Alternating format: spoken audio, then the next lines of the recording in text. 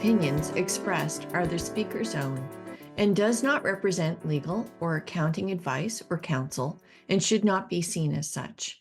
The material and information presented here is for general information purposes only, a conversation. We make no promises or assertions on how this information will impact your business, your personal life, or financial well-being.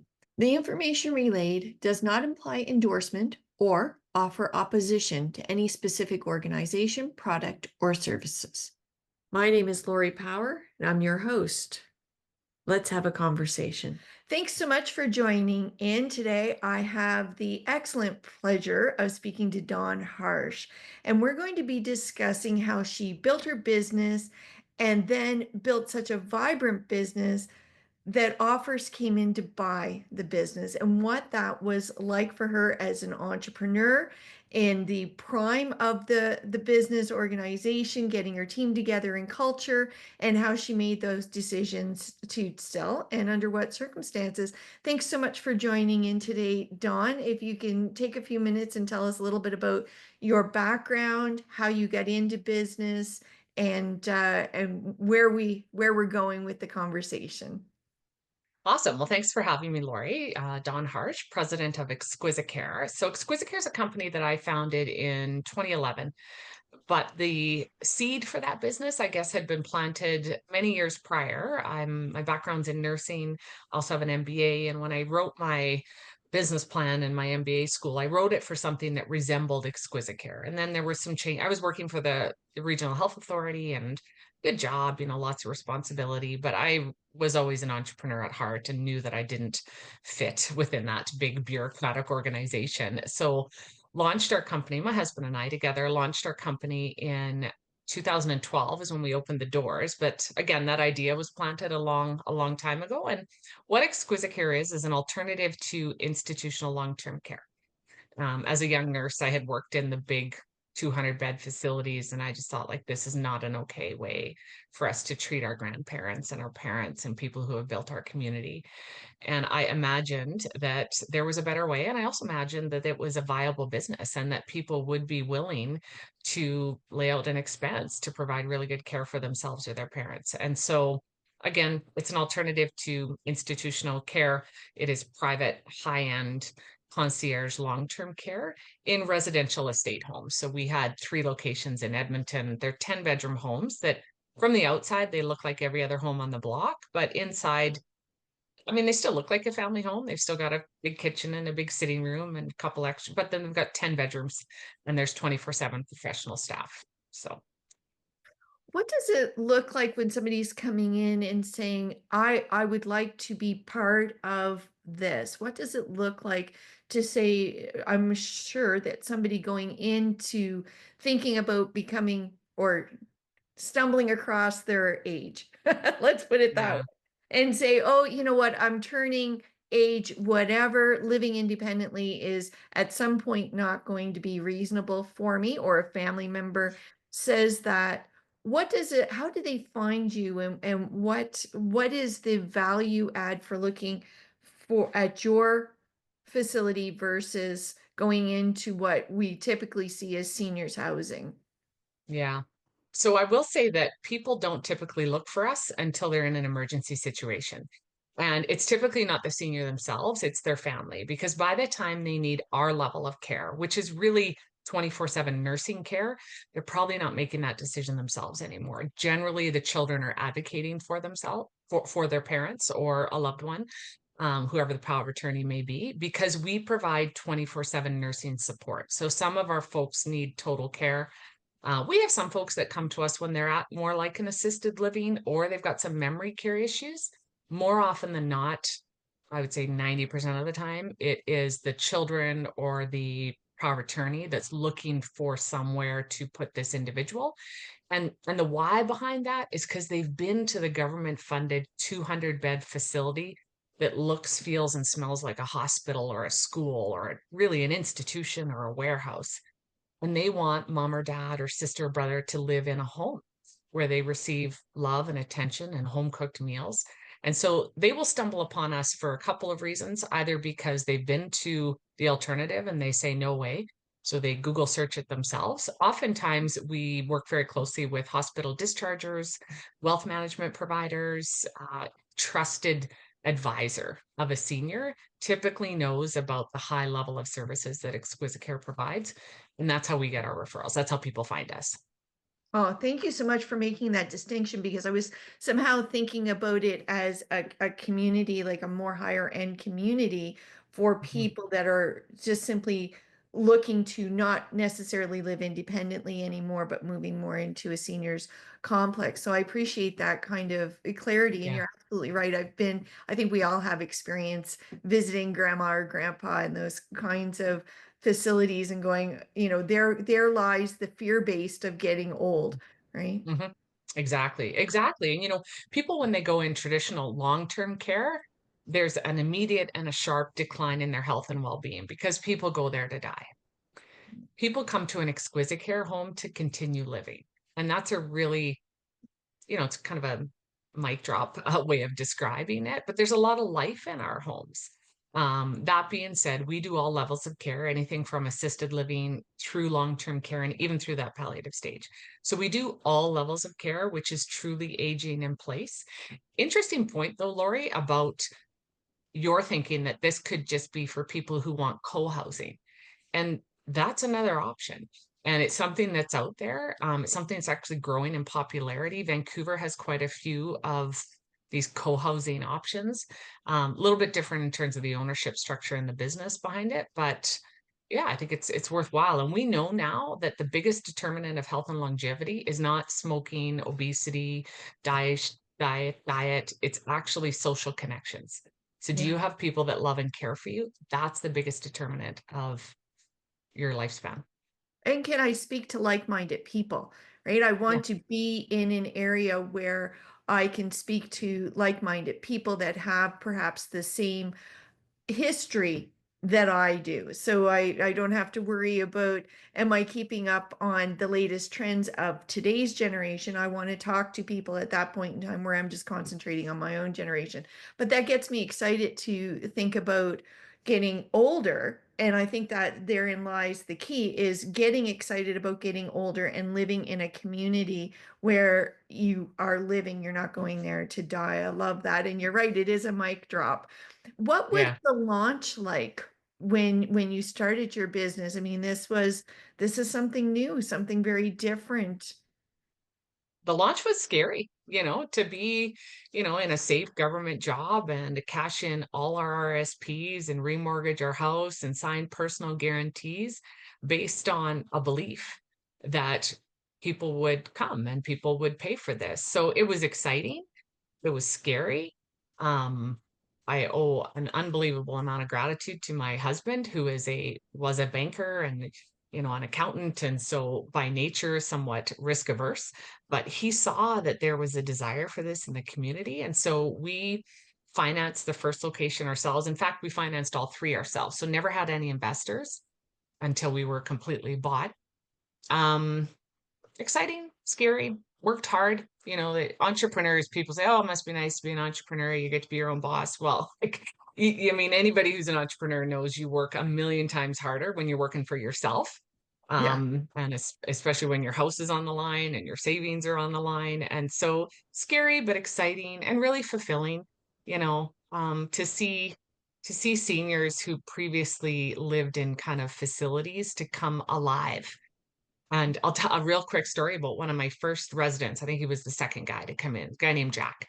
And when Jack was 94, he was living in one of those facilities and he ended up with a roommate because you get what you get. And that roommate had dementia and had some issues, behavioral issues, and beat Jack up. He's 94 years old, and this poor man, because his roommate had some, issues related to dementia and didn't know what he was doing. It wasn't the guy's fault, but the facility really had no recourse. They said, we can't move that guy because he needs care just like you do. And the family said, that's it.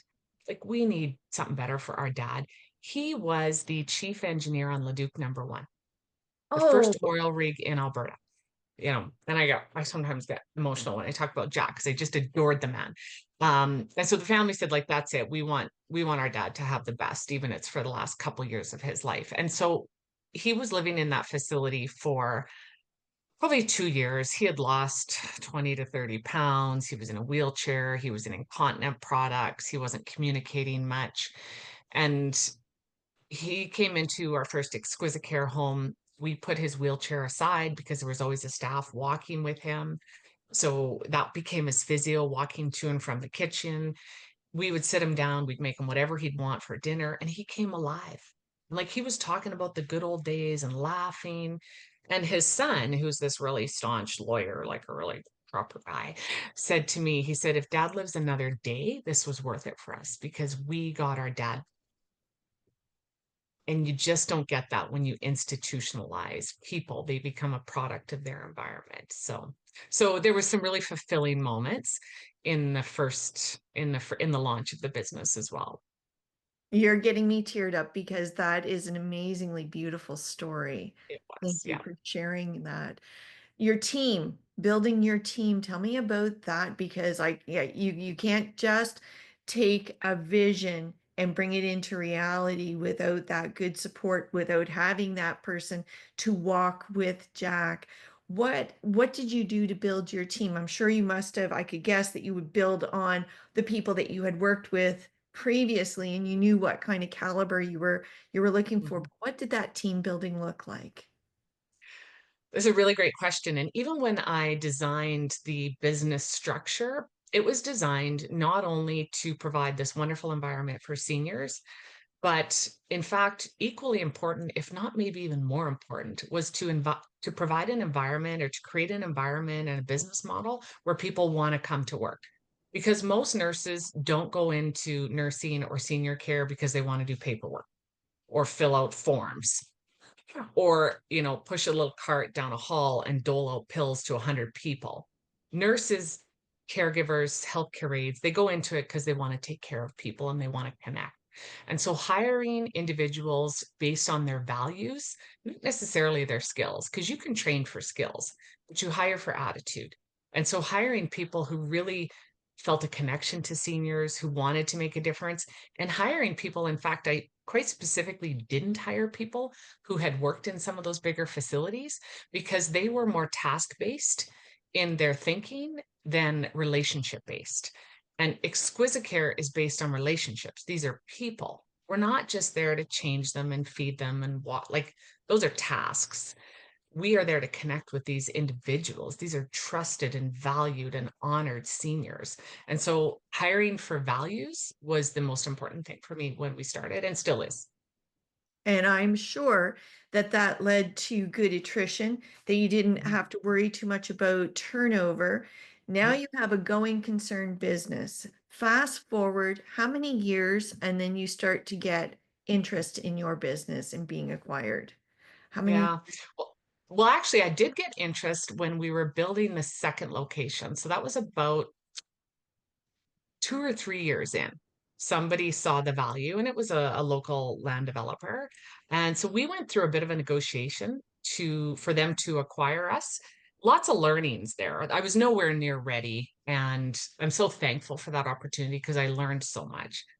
And over the years, I would have people approach me, say, we want to invest, we want to, but it never quite felt right. And then COVID, which is a swear word, I don't even like talking about it, but that happened. That happened. And then in February of 2022, within a business week, so between a Monday and a Friday, 5 days, I received four unsolicited offers or inquiries, I will say inquiries. Like it wasn't like, here's what we're, but inquiries. And I was like, what in the heck is going on? Like, we're not for sale. I haven't done everything that you need to do if you're going to sell your company. But I thought, maybe the universe is speaking to us. And so two of those we kind of discredited very quickly. Two of them were like, yeah, these could be legit. And is the universe speaking to us? Like maybe now is the time. And so yeah, we talked to both of those entities for a long time. One of them I will share was a private equity firm and loved their mentality around growth, but they wouldn't buy the real estate. They would only buy the operations. And we thought, you know what, my husband and I, if we're selling, we're selling everything. So And I like how you had said you were going through and you quickly discounted two of them right off. initially in your head, what was the criteria that the inquirers needed to have in order for you to even take them seriously or to move it Mhm. forward to the next steps of a conversation, if you can share that? Yeah, I can share that. Those other two that had inquired were very small Ontario-based companies. We could tell right away that they wouldn't have been able to. And here's the other interesting thing, which I can share, is like most entrepreneurs, there's several different corporate entities that are all kind of intertwined. And one of my companies was a home care branch called Care at Home by ExquisiCare. It's a vertical integration with ExquisiCare where we would go into people's homes and send staff in there. And lots of reasons why we started that company as well. And turns out that all four of those entities were really approaching us because they wanted that home care company. That was a small piece of our business. So I was like, why do you want that and not ExquisiCare? And the reasoning was there was an RFP from the Alberta government out, and you needed an Alberta operating company in order to bid on those. So these were more Toronto, Ontario based. They were way too small to buy everything. And yeah, they were just way too small. And, our our I guess motivation in selling really was so that we could grow because we had taken it to a point and invested more than we were able to get it to where it was, and we really wanted to take it to the next level, and those two companies would not have allowed us to take it to the next level. Where did the values match come into play? So when you're looking at who's going to now take on my baby, I mean, you have Yeah. great stories. The vision behind that's very holistic. Yeah. So, and you hired for values. I'm sure that values had to be such an important part of whoever was going to acquire you. How Yeah. did how did you match those up? Yeah. Excellent question, and you're absolutely right. And actually, the company that actually ended up buying us had two of our values at ExquisiCare that were exactly the same in that company. And so there was a very strong value match in terms of who they were. And they were also big enough to take us to the next level. And they shared my desire for growing across Canada. So there was not only that value match, but also a strategic match in terms of where we wanted to go with this. What did your team look like when you decided that the universe is speaking, we're going to move forward with this? Who did you bring on independently outside, if anybody, to assist you in moving this forward and getting to close?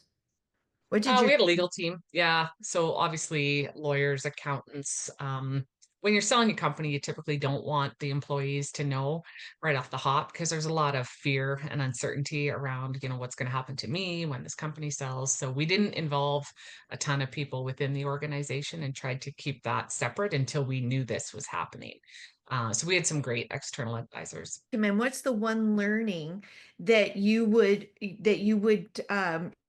else who finds themselves in those same similar situations where you didn't actually prepare for it in advance, it was unsolicited? What would be your advice to somebody finding themselves in that situation? Make sure that your lawyer is an M&A lawyer and has experience doing that, because I won't get into too many details, but that was a learning for us. Making sure that you have the right team of advisors, which includes your lawyer and your accountant. But I would say, we had a learning there in terms of not having the right person, and then we ended up with an excellent person. But that can make or break your deal, one. And I know it also cost you a fortune in fees. So you got to have the right person. Right, because you're paying to educate somebody who you're expecting to come to the table educated in C, Mhm. like in the certified exit planning arena, we call that common language. You want Yeah. people on your team who are speaking that common language to one another so that they can put you at the center and move you forward to close. Yeah.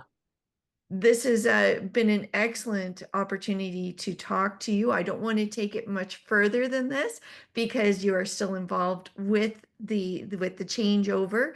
From start to finish though, Dawn, how long was the time?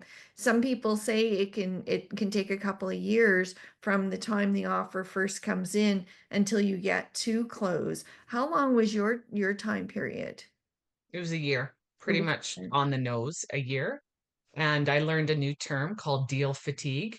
And we were there, like we were tired. We're like, and so by the end of it, you're kind of like, whatever, I don't care. And so, I mean, one of the learnings and was that we ended up with some earnouts, fought those like crazy. And you know what? It's not really the earnouts per se, because very confident that the business will continue, and I have no problem with that.